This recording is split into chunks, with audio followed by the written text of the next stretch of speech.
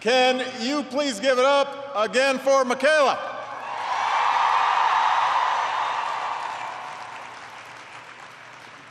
What an amazing young lady. I will be back on the job market in 7 months, so I hope she is hiring.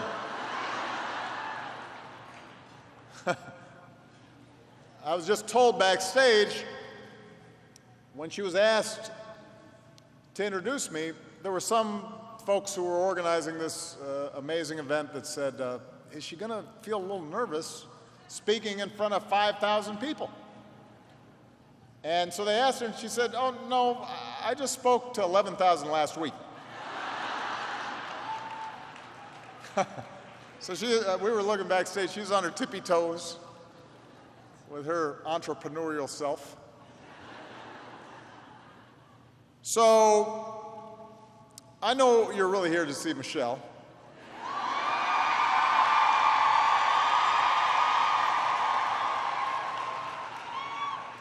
Or Oprah. Actually, they're together, so you're here to see both of them. I cannot compete with them. But I did want to stop by and make one thing very clear. I may be a little grayer than I was 8 years ago, but this is what a feminist looks like.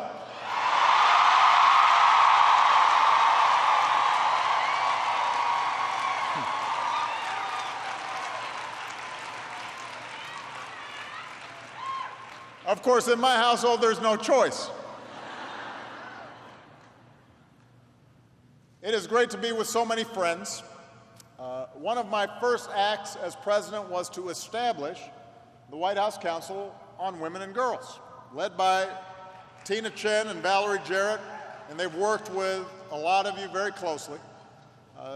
We're so appreciative of those of you who've helped not just make this event possible, but have guided a lot of our thinking across our administration. We've got some outstanding members of Congress, of course, including my dear friend and one of the finest speakers we've ever had and hope to soon have again, Democratic leader Nancy Pelosi. And I want to thank all of you who worked so hard to make this event happen, because this is an opportunity to reflect on how far we've come and why it is we've got to keep going. It was almost 100 years ago that Alice Paul and her fellow suffragists were arrested for picketing outside the White House for the right to vote. Today, women make up more than half of the electorate. For the first time in history, a woman is a major party's presumptive presidential nominee. And we are here at the first ever White House Summit on the United States of Women.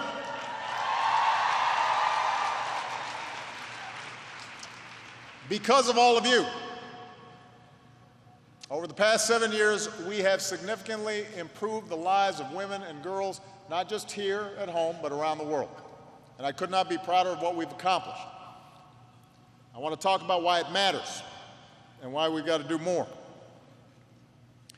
Some of you may know that on Friday, my older daughter, Malia, graduated from high school. And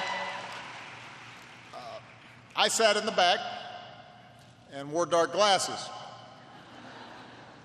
And only cried once. But it was, I made this weird sound because I was choking back there. And people looked at me. People sitting in front of us turned back, and then I suppressed it. But I was thinking about how she is graduating at this extraordinary time for women in America. The year I was born, in 1961, women made up less than 40% of college students. Today, you earn almost 60% of college degrees, make up roughly half of the workforce. Back then, the pill was still illegal in some states. And today, thanks to the Affordable Care Act, birth control is free.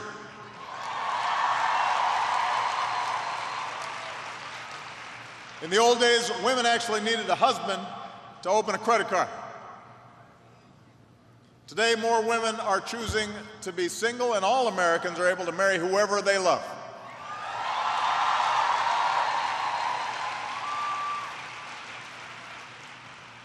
"54 years ago, Katherine Johnson did the behind-the-scenes math to put a man in orbit. Today, almost 60 women have blasted into space themselves. When I was growing up, fewer than 300,000 girls played high school sports. Today, because of Title IX, more than 3 million girls are on the field. And women are leading America at every level of society, from Hollywood to Silicon Valley, from the C-suite to the federal bench to the Federal Reserve. And that is progress. It's real, and we have to celebrate it. But we also have to remember that progress is not inevitable. It's the result of decades of slow, tireless, often frustrating, and unheralded work by people like Dorothy Pittman Hughes and Gloria Steinem, who's here today. People who opened our eyes to the discrimination, both subtle and overt, that women face. People like Pauli Murray and Ruth Bader Ginsburg, who insisted on equal justice under the law. People like Wilma Mankiller and Patsy Mink, who redefined what leadership looks like. And yes, people like Hillary Clinton, who've raised the expectations of our daughters and our sons for what is possible.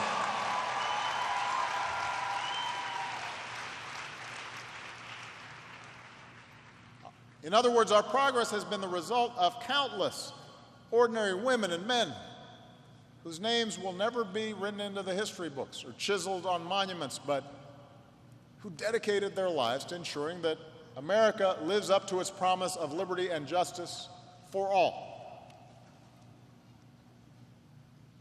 And what's also true is that despite all that incredible progress, we are living at a time of great change. A time where people are economically anxious. Unemployment has dropped below 5%. Wages are growing again. But while we've made progress in narrowing the gap between rich and poor, it is still too big, and the trend lines, because of globalization and automation, are still upon us. You hear politicians peddle the fiction that blocking immigrants or cutting off trade or quote-unquote big government are all to blame, but we know what the causes are. The rise of global competition, the weakening of the labor movement and participation in unions, the automation of more jobs, the race of technology. All these trends have the potential of leaving workers behind. They let a few at the top do even better. And we see some of those divisions not just between groups, but within groups. There are women who have never had more opportunity, but there are a lot of women who are still stuck in the toughest of economic circumstances. There is an important reason that so many working families feel like the system's rigged. And it's because the economy hasn't caught up to some of the enormous changes that have transformed America over the past 50 years. Those days when the average family was a dad who went to work every day and a mom who stayed at home and did all the unpaid labor, that's not what our economy looks like anymore. Household and work arrangements come in all shapes and all combinations, and yet our workplace policies still look like they're straight out of Mad Men. I will tell you, a lot of the problems that cross my desk are really hard to solve. You know, if they end up on my desk, it's because other people couldn't solve them. But this issue of how we support working families,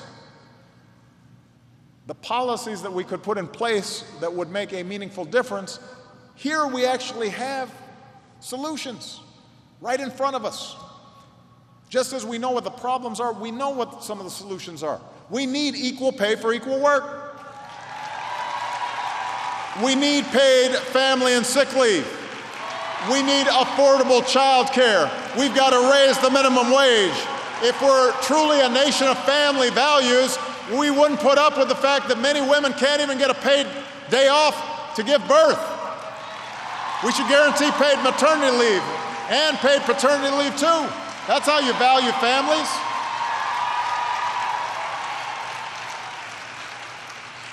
That's how employers retain great workers. And it's good for women. Because when child care falls disproportionately on mothers, as it often does, it makes it that much harder to advance in their careers. So we've got to retool our system so that modern families and modern businesses can thrive. And let me be clear, this is not about big government or expanding some fictional, welfare and food stamp state, or the 47% mooching off the government. It is accounting for the realities of how people live now, today, the necessities of a 21st century economy.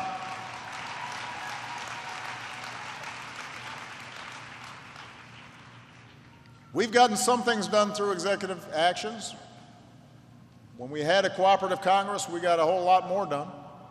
So far, a lot of Republicans in Congress have been unwilling to act on these agenda items that I just mentioned. But we just keep on looking for ways to get stuff done. They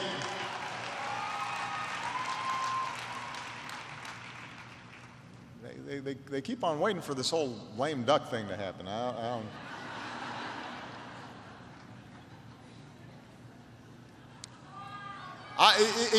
Let me tell you, it will happen as soon as I've elected a really good successor to carry on our policies. But until then, we're working pretty hard. But we've made progress. The first bill I signed into law was the Lilly Ledbetter Fair Pay Act. And I know some of you have seen Lilly here today. We passed the Affordable Care Act to give more Americans the security of health care coverage so that not only people without health insurance could finally get it, but people who had health insurance were treated fairly so that, for example, no insurer could charge you more just for being a woman. Dry cleaners are next.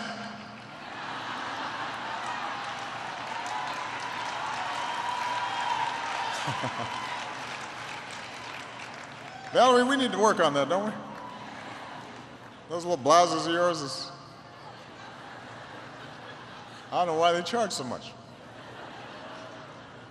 So my administration's taken what action that we can, and we've strengthened equal pay protections and paid sick leave for federal contractors, enhanced work flexibility for all federal employees, raised the minimum wage for federal contract workers, extended overtime pay protections to over 4 million workers across the country. We try to set a good example, providing my staff with 12 weeks of paid parental leave. And by the way, we've been having a lot of babies, I notice, in the White House, which I'm happy about. I love babies. They bring them into the Oval Office. They make me feel good. This is the right thing to do. It's the smart thing to do. And the great news is we're not the only ones doing it. You've got cities and states and businesses across the country that are adjusting to meet the needs of today's workers. In fact, today we can announce that 28 of America's leading businesses are committed to closing the gender pay gap. We should encourage more businesses to join them. We should shop and frequent those companies that are doing the right thing, because the truth is, most folks agree with each other on this. We don't have to have Congress agree with us. We can go ahead and make progress without waiting for them. They'll catch up eventually. They're usually a lagging indicator on these issues. If we really want workplace policies that work for everybody,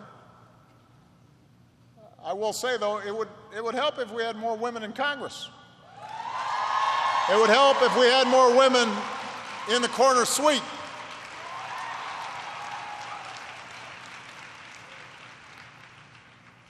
I have a corner suite, by the way. Just making that connection for you. If we are going to truly change our policies and our politics, then we're also going to have to change something else, though. We're going to have to be honest with ourselves. We're going to have to change something else. We're going to have to change the way we see ourselves. And this is happening already, but I want us to be more intentional about it. I know I'm preaching to the choir here, but we're still boxed in by stereotypes about how men and women should behave. As the great Shirley Chisholm once said, the emotional, sexual, and psychological stereotyping of females begin when the doctor says it's a girl. And that has consequences for all of us, whether we're men or women, black, white, gay, straight, transgender, or otherwise. We need to keep changing the attitude that raises our girls to be demure and our boys to be assertive, that criticizes our daughters for speaking out and our sons for shedding a tear. We need to change the attitude that punishes women for their sexuality, but gives men a pat on the back for theirs. We need to change an internet where women are routinely harassed and threatened when they go online. We need to keep changing the attitude that congratulates men for changing a diaper, stigmatizes full-time dads, penalizes working moms. We need to keep changing the attitude that prioritizes being confident, competitive, and ambitious in the workplace unless you're a woman. We need to keep changing a culture that shines a particularly unforgiving light on women and girls of color, about how they look, about how they feel, about what they should or should not do. Michelle will talk about this a little bit. She's talked about this despite her extraordinary achievements and success. The fact that she is an American original. She is unique. But she's still had times where she's had doubts, where she's had to worry whether she was acting the right way or looking the right way, or whether she was being too assertive or too angry. You remember that? So we've been working to change these stereotypes. That's why we're encouraging more girls to pursue their love for science and technology and engineering and math. That's why we've highlighted women trailblazers and encouraged media to depict more examples of women in STEM, because it's hard to be what you can't see. That's why we've launched a movement of women and men to fight campus sexual assault, because it's on all of us to stop it. That's why we're changing the culture in our military from the top down to take this issue seriously. That's why we're working with communities and businesses and foundations to rethink workplace policies and fund women entrepreneurs and expand female leadership and create more opportunities for girls and women of color. Everybody has a role to play in America. And even as we make progress at home, we look abroad, and we know that any country that oppresses half the population, that doesn't let them go to school or work, and does not give them control over their own bodies, that's a society that will not work over the long term. It will not reach its potential.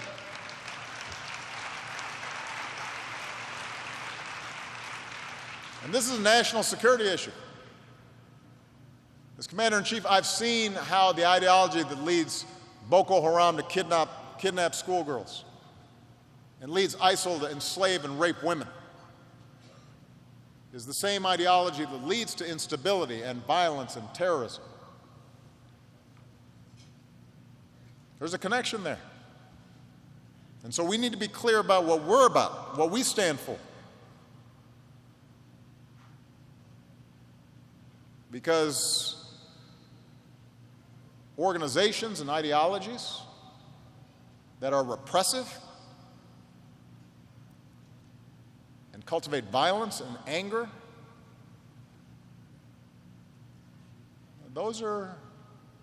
there's a running thread that is dangerous and poses a threat to pluralism and tolerance and openness. So I've made advancing gender equality a foreign policy priority. And we've implemented a comprehensive strategy to end gender-based violence around the world, from prevention to treating survivors to bringing perpetrators to justice. And we're helping to remove barriers that prevent women from participating fully in their societies. We're empowering the next generation of women by investing in adolescent girls and advancing the Let Girls Learn initiative to get 62 million girls into school.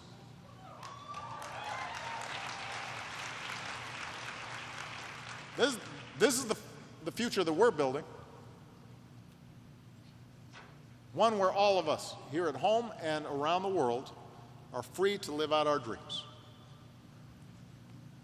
Where our children's aspirations aren't segregated into pink and blue. Where working families don't have to choose between taking care of a loved one and earning a paycheck. Where women and girls, no matter where they live, are free from fear of violence, including gun violence.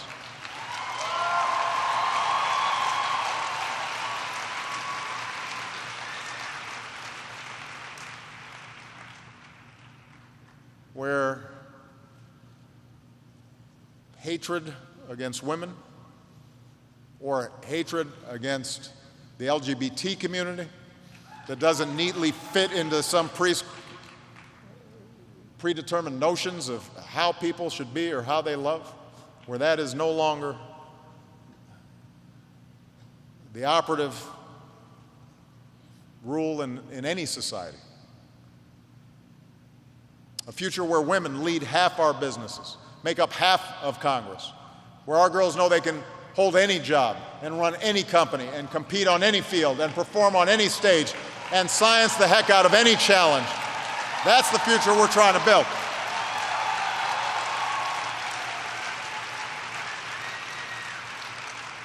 And the good news is, this is the future my daughter's generation already believes in.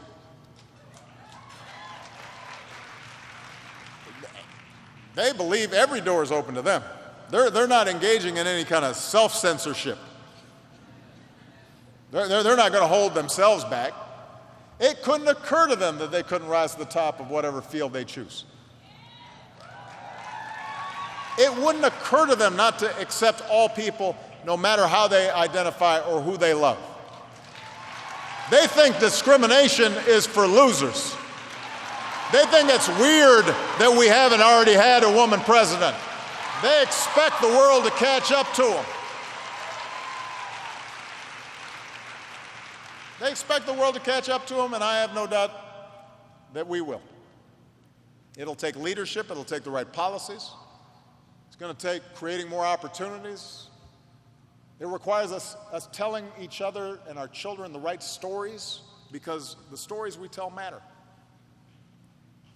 We admire the men who shaped our country, and rightfully so.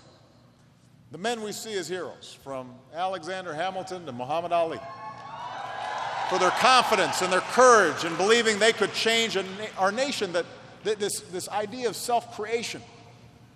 There's nothing holding us back. In them we see America itself, constantly reinventing itself, fearless, looking out over the horizon of the next frontier.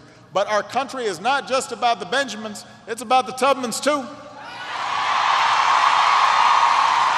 We need all our young people to know that Clara Barton and Lucretia Mott and Sojourner Truth and Eleanor Roosevelt and Dorothy Height, those aren't just for Women's History Month. They're the authors of our history, women who shaped our destiny.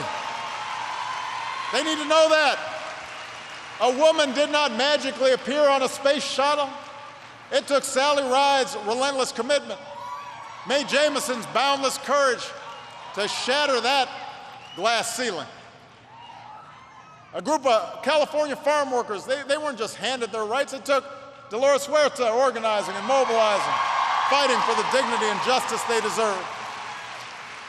Rosa Parks wasn't simply a tired seamstress who sat down by accident. She was a civil rights leader with the eye of a strategist and the heart of a warrior. She had the confidence to board on that bus, the courage to risk her own life and liberty for the sake of ours. History did not fall into her lap. She seized that moral arc and she bent it with her bare hands in the direction of justice. That's the story that's still being written today by our modern day heroes like Nancy Pelosi or Sonia Sotomayor or Billie Jean King or Laverne Cox or Sheryl Sandberg or Oprah Winfrey or Michaela Ulmer or Michelle Obama, the countless ordinary people every day who are bringing us closer to our highest ideals. That's the story we're going to keep on telling, so our girls see that they too are America, confident and courageous. And in the words of Audre Lorde, deliberate and afraid of nothing. That's the country we love, and I've never been optimistic as I am now, that we're going to create a country where everybody, no matter who they are or what they look like or where they come from or who they love, can make of their lives what they will. And together, we can build a world that's more just and more prosperous and more free. That's a job for all of us. God bless you. God bless the United States of America.